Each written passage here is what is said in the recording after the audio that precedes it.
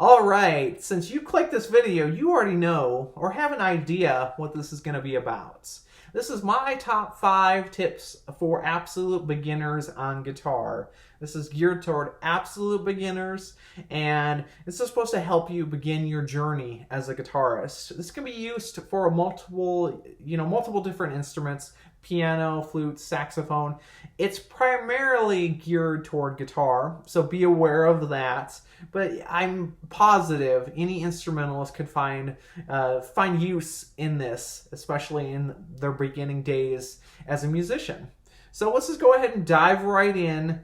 And these are my top 5 tips in no particular order, and you could choose them any which way you want, but choose them any which way you want. I should say, take them any which way you want. You can go number 5 first, you can go number 4, so on. But let's just go ahead and dive in to my top 5 tips for absolute beginning guitarist. All right, number 1, and this is in no particular order. You can take these in any particular order, and they will work. But number 1, to start off the list, is to learn single string melodies or riffs, not chords. What I mean by this is learning something like, may not be the most satisfying thing at the beginning, but it's a lot easier playing a one string at a time rather than going. It may only be 3 chords right there, but you're pressing down. You have to learn to press down multiple strings at once and strum multiple strings at once, which it can be challenging, especially for a beginner, and to get it to ring out. It may become frustrating. It may discourage you that not all the strings are ringing out.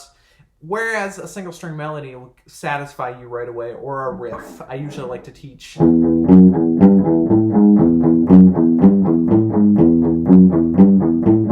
Peter Gunn theme, only on 1 string. Like I said, single string stuff versus chords is the way to go, simply because it's much more satisfying, and it's only 1 string at a time rather than multiple strings like chords. All right, number 2 on the list is don't set unrealistic goals. I have people come in all the time that say they want to be the best ever in 6 months. And, we should all have goals, and we should all strive to be as best and as great as we possibly can. But, to come in and say you want to be the best ever and you've never picked up an instrument, you're an adult, a busy adult, or a busy student in school, you're not going to have the time to put in to do it. So you're going to have lots of other life things come up. And 6 months it's not enough time. It's like an unrealistic goal, like I said. And you're going to get discouraged. You're going to be like, why am I not there? Why am I not, why have I not reached that level? I've even had people say they want to do something like that in a month or 2, which is just not doable. And it'll make you want to quit, because it's like, I'm just not reaching those goals. I'm not good. Whereas if you set a goal that's realistic and you're optimistic, but you're not unrealistic, you will be much more satisfied. You'll be happy with your playing, and you'll show adequate progress. So do not set unrealistic goals. Okay, number 3 is you may look at it as kind of self-serving. It's not really meant to be that way, but it's get yourself a teacher. Get yourself a music teacher. It can be online, it can be in person, but you got to get someone that's giving you feedback. And like I said, setting realistic goals is important versus unrealistic goals. And a teacher will kind of help you gauge what is realistic and unrealistic. They will guide you whereas you could go on YouTube and find all kinds of things. You can almost find everything on there now, but you don't know where to go. Like from here to here to here to here, you'll be going, instead of that straight path that you need to be going to reach that goal you want, you'll be going here, back here, over here, up here, down here, so on. Did I say down here and up here? I don't know. Yeah. So you getting a teacher will help guide you in the right direction and help you reach whatever it is you want to do with your playing a lot faster and bounce ideas off of. So get yourself an actual music teacher. All right, so number 4 is do not over practice. And what I mean by this, there's a couple things to this, is that you don't want to practice 4 hours a day in the very beginning. Let's say you maintain that. You go 4 hours for like 3 days in a row. Well, you're going to burn yourself out, and the whole idea in the beginning is to develop the habit of practicing consistently. And so I recommend for a beginning student is no longer than 15 minutes a day. For, you want to do it every day. The more consistently you do it, the better you're going to get, and the more you're going to process the information, the material you're working on. And 5 to 15 minutes is perfect. Then again, even if you don't have enough time to do that, which I feel we all have the time, it's just if you make the time, just pick it up at least every day. Whereas the person doing 4 hours, let's say they do it 2 days in a row, they may not practice the rest of the week. And they're not developing that habit of,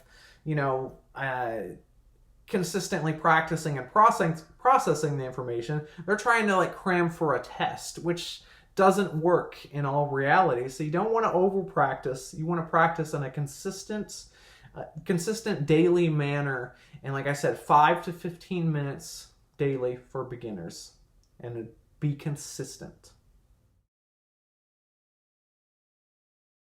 Okay, number 5 to round off the list is to practice slow at first, especially if it's something you can't play at a fast speed.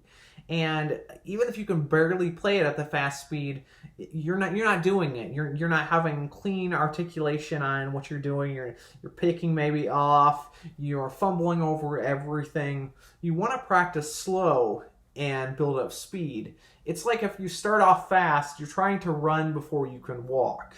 You want to walk and then develop the running. Every fast guitar player you ever listen to plays slow at first, builds up speed. And that's very much a beginner thing, is to start off fast. I want to do this. I want to do this. I got to. No, if you take the time and go slow, you're going to get there much faster and be happier with your playing. If you start off slow, build up speed, and then get to your overall goal, or what it is, what you want to be doing with your guitar playing or on that song in particular. So start off slow, walk before you run. All right, there you have it. My top 5 tips for absolute beginners on guitar. Like I said before, this can be used on any other instruments. There's always more of these too. There's always more than just 5 tips. I would love to hear different ideas you all have and different things you use, maybe as a guitar teacher, maybe as a student, a beginner student, a music student overall. I'm always growing. I'm always learning, just like all of us. And it just helps me, and I would love to hear what you have to say. But none of these are set in stone. They're just what I've found has been very helpful for my students over the years and made them successful at learning and becoming more advanced, intermediate, and advanced guitarists. So be sure to like, comment, subscribe, and share it. That's how we'll get the channel to grow, and that's how we'll keep getting more cool lessons like this. Now, I'll see you out there when y'all start gigging after you get past those beginning stages.